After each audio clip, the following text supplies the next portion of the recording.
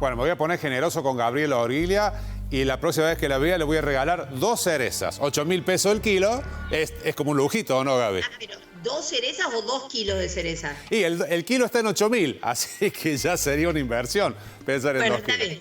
Acepto, nunca hay que decirle que no, 2 cerezas va bárbaro. Espero las cerezas. Bueno, Gaby, vos sabés que vi en las redes particularmente mucha desconfianza de la gente, sobre todo cuando se conocieron los números de la inflación en el rubro alimentos y bebida, que es del 7,7%, y la percepción, que es lo que uno va todas las semanas a comprar en el supermercado y demás, pareciera que fue mucho más, ¿no? Pero bueno, comenzamos a hablar de eso.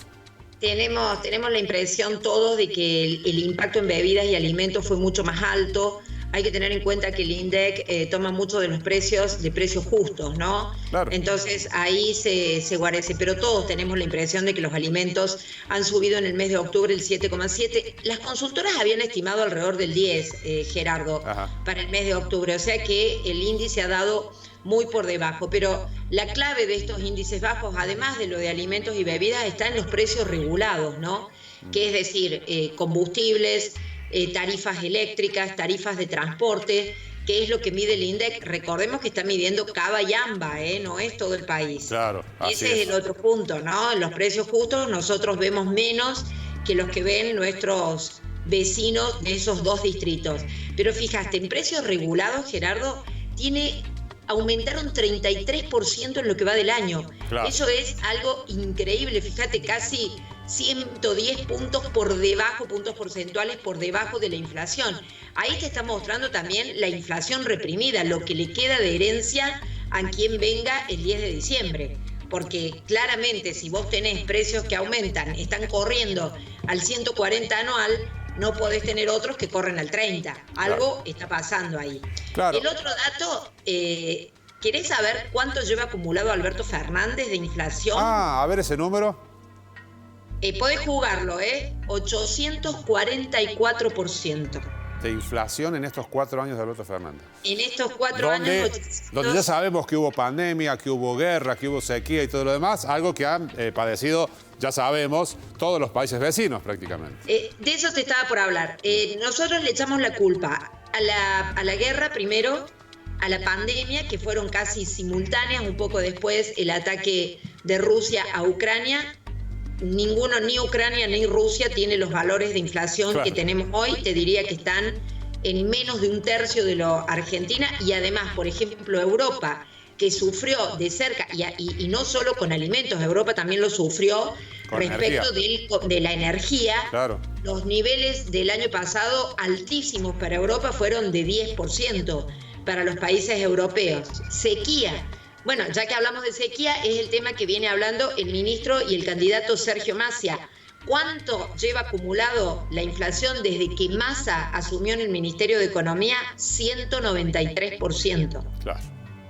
Sí, 193%. Él lleva un poco más de un año, por eso supera esta inflación de los últimos 12 meses. Por ejemplo, Uruguay también tiene problemas de sequía. ¿Te acordás que hemos dado cuenta de que no tenían agua para tomar? No tenían agua en Montevideo directamente, hasta tal punto llegó la sequía. Pero los números están un poco mejor que acá. 5% lleva de inflación anual Uruguay.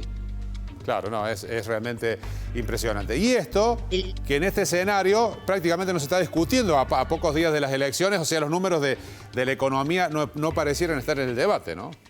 No, fíjate que ayer sobraba tiempo para hablar de economía y de seguridad, 2 temas en el debate que a los candidatos les quedaba largo el tiempo. Pero hay un dato que es muy preocupante, Gerardo, y que tiene que ver con la inflación proyectada para el año que viene. Así es. Se está hablando de una inflación que, haciendo bien las cosas, podría rondar el 150%. Claro, 150%. Y haciendo las cosas como se están haciendo ahora, hay economistas que están hablando del 300% de inflación para el 2024. Son números que asustan.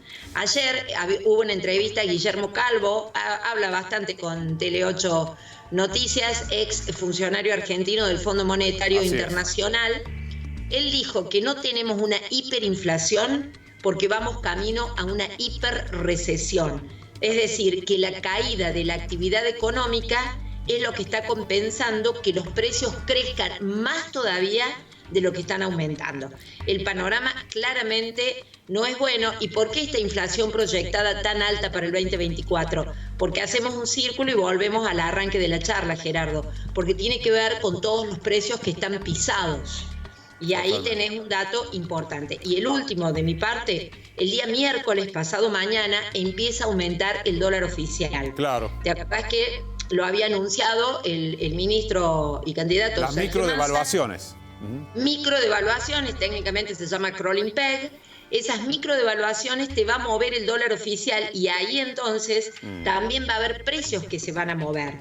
Y la otra cuestión es que empiezan a terminarse los acuerdos de precios, porque los acuerdos se hicieron hasta poco después de las elecciones.